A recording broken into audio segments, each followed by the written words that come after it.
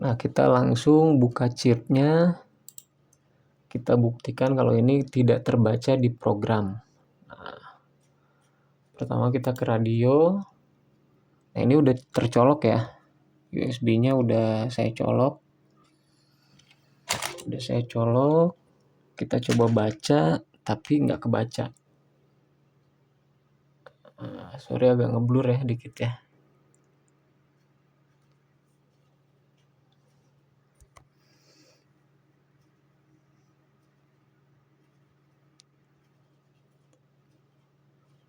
Kita download radio di sini.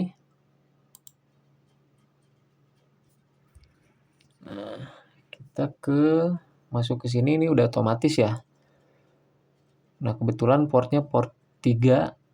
Vendornya kita pilih WLN. Di sini banyak pilihan. Kemudian modelnya KDC1 sesuai dengan merek HT-nya atau tipe HT-nya. Di sini oke. Nah, tapi ini nggak kebaca. Ini masalahnya nggak kebaca sama program. Sehingga kita tidak bisa mereset frekuensi bawaan pabrik ya. Nah, caranya gimana? Caranya kita coba pakai program ZT V68. Oke, langsung aja. Ini kita tutup dulu.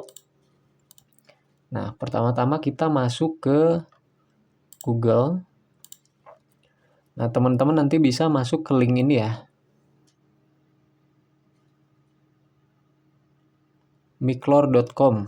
Nanti teman-teman bisa klik yang di sini. ZT-V68.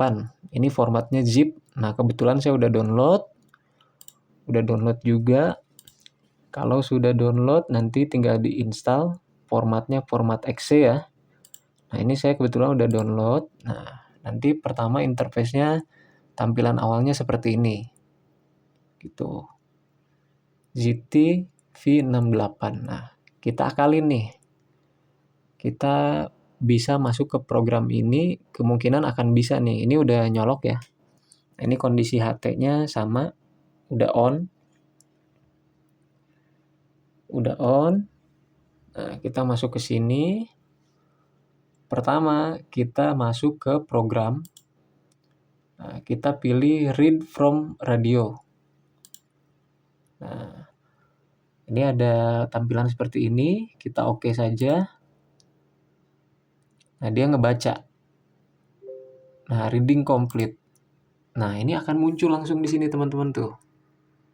Nah, kita bisa rubah-rubah ya. Nah, kalau tadi di aplikasi Chirp itu tidak terbaca, yang dikira awalnya konslet, saya sampai bongkar-bongkar tuh. Sampai bongkar-bongkar teman-teman.